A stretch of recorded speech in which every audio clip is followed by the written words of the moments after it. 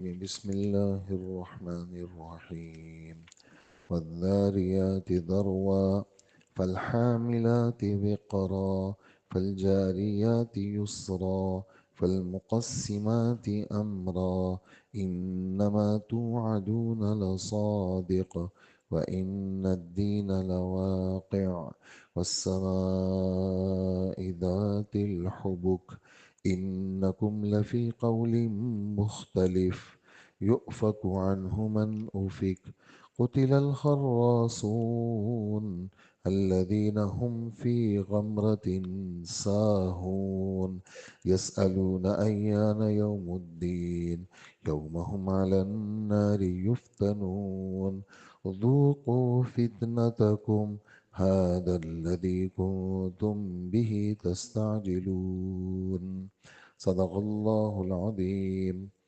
26ویں پارے کا آخر ہے اور سورہ زاریات ہے جو مکی صورت ہے، ہجرت سے پہلے نازل ہوئی۔ 60 آیتیں ہیں اس میں، اور اس صورت میں 3 رکوع ہیں۔ اور جس طرح پچھلی صورت سورہ قاف میں آخرت کا بیان، قیامت کا بیان، مردوں کے زندہ ہونے کا بیان، قیامت کا وقوع، قیامت کے دن کا سور پھونکا جانا، اور 2 قسم کے لوگ، ایک جنتی لوگ اور ایک دوزخی لوگوں کا بیان تھا، اور اسی طرح پچھلی قوموں کا مختصر ذکر تھا۔ یہ سورہ زاریات بھی اسی طرح کی صورت ہے۔ ہمارے رب نے یعنی فضائی چیزوں کی قسم کھائی ہے، اور آسمانی چیزوں کی قسم کھائی ہے، اور زمینی چیزوں کی قسم کھائی ہے۔ اور قسم اس لیے کھائی جاتی ہے کہ آگے جواب قسم میں یہ چیز بتانی مقصود ہوتی ہے کہ ہم جب یہ کر سکتے ہیں تو آگے جو قیامت کا دن آئے گا وہ بھی ہم کر سکتے۔ مثلا فرما رہے ہیں میں قسم کھا رہا ہوں ان ہواؤں کی جو گرد اڑاتی ہیں، والذاریات، ذرا یدری یعنی اڑانا، بکھیرنا، میں ان ہواؤں کی قسم کھاتا ہوں جو ہوائیں گرد وغیرہ اڑاتی ہیں۔ فالحاملات وقرا، پھر میں ان ہواؤں کی قسم کھاتا ہوں جو بادلوں کا بوجھ اٹھاتی ہیں۔ بادل پانی بھرا ہوا ہوتا ہے، اس کا بوجھ اٹھاتی ہے، میں ان ہواؤں کی قسم کھاتا ہوں۔ اچھا، میں آپ کے لیے قسم کا حکم ہے صرف اللہ کی قسم، اللہ کے علاوہ ہم کسی اور چیز کی قسم کھانے کی ہمیں اجازت نہیں ہے۔ اللہ کی قسم یا اللہ کے صفات کی قسم، اللہ کی قسم یا اللہ کی صفات کی قسم، مثلا میں اللہ کی قسم کھاتا ہوں۔ اور اللہ کی صفات کی قسم جو حدیث مبارک میں آئی ہے، لا و مقلب القلوب، نہیں نہیں اس طرح نہیں ہے، میں قسم کھاتا ہوں اس اللہ کی جو دلوں کو پلٹنے والے اللہ ہیں۔ تو یہ اللہ کی صفات کی قسم ہو گئی۔ اور اسی طرح جو ہے وہ آپ کا حکم ہے کہ لا تحلفوا بآبائکم، اپنے باپ کی، اپنے بچوں کی، اس طرح کی چیزوں کی قسمیں مت کھایا کرو۔ قسم صرف کھانی ہے وہ صرف اللہ کی۔ اس زمانے میں لوگ بتوں کی قسم کھاتے تھے، تو آپ نے فرمایا بتوں کا نام، اس لیے کہ تازہ تازہ بت پرستی سے آئے تھے مسلمان، لیکن بتوں کی قسم کھاتے تھے۔ تو ہمارے آپ کے لیے قسم کھانے کا حکم اگر ہے بھی تو خامخواہ کی قسم سے تو منع کیا ہے۔ ہاں، قرآن پاک کی آیت ہے کہ تم اللہ کے نام کو خامخواہ کی قسموں کے لیے مت استعمال کرو۔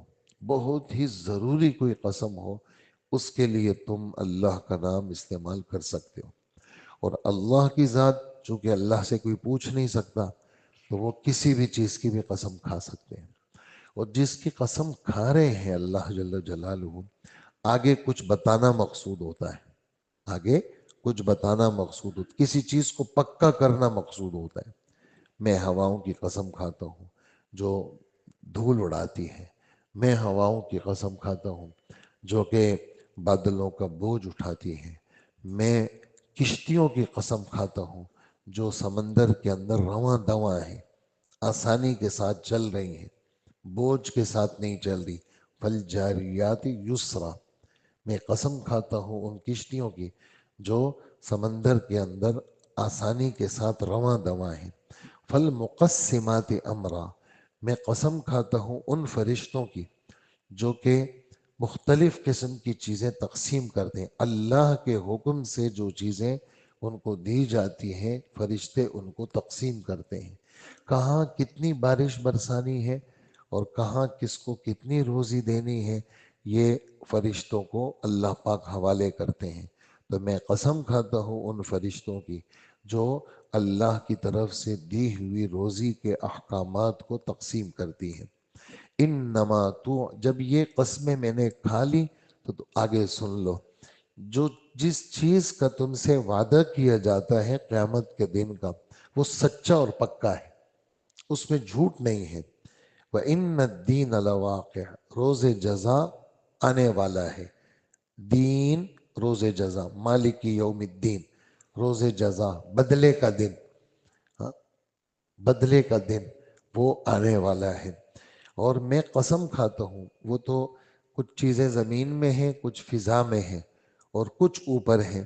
میں قسم کھاتا ہوں کس چیز کی؟ ذات الحبک، راستوں والے آسمان کی۔ حبک حبیکہ کی جمع ہے، اصل ترجمہ اس کا کیا ہے؟ کپڑا جب بنتے ہیں تانا اور بانا، طولن اور عرضن، لمبائی اور چوڑائی، اس کو تانا اور بانا کہتے ہیں۔ تو اس میں جب کپڑا بنا جاتا ہے آپ نے دیکھا ہوگا بالکل باریک دھاریاں ہوتی ہیں، دھاگے یوں چلے ہوئے ہوتے ہیں، باریک باریک دھاریاں ہوتی ہیں، تو وہ دھاریاں چونکہ بالکل سیدھی ہوتی ہیں تو وہ اگر بالکل آدمی دوربین لگا کے دیکھے تو وہ ایسے ہیں بالکل سیدھے سیدھے راستے، ایک یوں دھاگا چل رہا ہے ایک یوں دھاگا چل رہا ہے۔ اصل ترجمہ حبک اور حبیکہ کا یہ ہے، اور مراد اس سے کیا ہے کہ آسمان میں راستے بنے ہوئے ہیں، آسمان میں راستے بنے ہوئے ہیں۔ سبعت طرائق اس میں ہے 18ویں پارے میں، آسمان میں فرشتوں کے آنے جانے کے راستے، فرشتوں کے آنے جانے کے راستے ہیں۔ ایسا نہیں کہ آسمان ہمیں نظر آ رہے یا کچھ بھی نہیں۔ اللہ پاک فرماتے ہیں میں قسم کھاتا ہوں اس آسمان کی جس کے اندر فرشتوں کے آنے جانے کے راستے بنے ہوئے ہیں، میں ایسے آسمان کی قسم کھاتا ہوں۔ پھر تمہیں کیا بتانا ہے؟ تم تو مختلف قسم کی متضاد باتوں میں پڑے ہوئے ہو، کوئی اللہ کی بات مان لیتا ہے اور کوئی نہیں مانتا۔ ان سعیکم لشتی، تمہاری کوششیں سب الگ الگ ہیں، کسی کا رخ مشرق کی طرف ہے تو کسی کا مغرب کی طرف۔ فمنکم مؤمن ومنکم کافر، کوئی ماننے والا ہے کوئی نہیں ماننے والا، تمہاری باتیں سب مختلف ہیں۔ اور ہلاکت میں وہی پڑے گا جو پرلے درجے کا بدبخت ہے،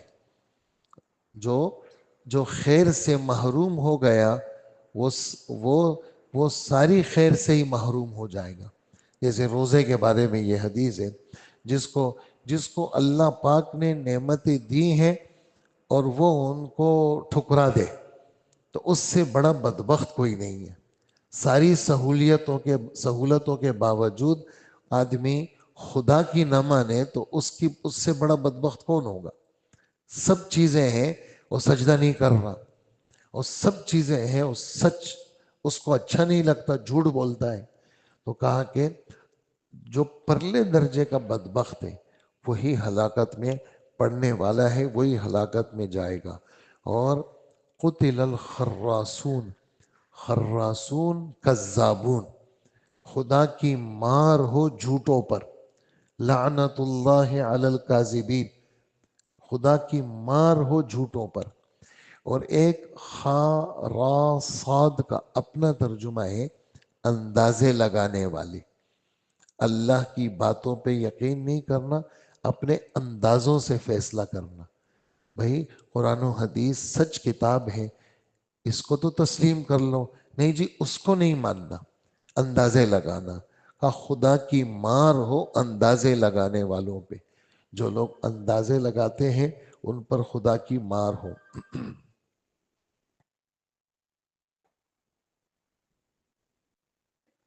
جو لوگ اندازے لگاتے ہیں ان پر خدا کی مار ہو، جو کہ غفلت میں ڈوبے ہوئے سب چیزوں کو بھول گئے ہیں۔ ساہون بھولنے والے، غمرہ غفلت، جو لوگ غفلت میں ڈوبے ہوئے سب کچھ بھول گئے ہیں اور یہ جملہ زبان سے نکالتے ہیں قیامت کب آئے گی، قیامت کب آئے گی؟ فرمائے یہ جس دن آئے گی نا، اس دن تمہیں دوزخ کی آگ میں تپایا جائے گا، تمہیں جلایا جائے گا، اور تمہیں کہا جائے گا اس دوزخ کی عذاب کو چکھو جس کی تم دنیا میں جلدی مچاتے تھے۔ یہ ہے ان لوگوں کا بیان جو لوگ قیامت کے منکر ہیں اور قیامت کو نہیں مانتے۔ آگے ماننے والوں کا بیان ہے، تو قسمیں کھا کر کے اس بات کی طرف اشارہ کیا جب زمینی مخلوق، فضائی مخلوق، آسمانی مخلوق، اس میں یہ ساری ترمیمیں اور تبدیلیاں میں کر سکتا ہوں، تو میرے لیے قیامت کو برپا کرنا کیا مشکل کام ہے؟ میرے لیے کوئی چیز مشکل نہیں ہے، اور میرے لیے اچھوں کو اچھا بدلہ دینا اور بروں کو برا بدلہ دینا یہ میرے لیے کوئی مسئلہ نہیں ہے۔ اللہ جل جلالہ ہمیں عمل کی توفیق عطا فرمائے۔ اللہم صلی علی سیدنا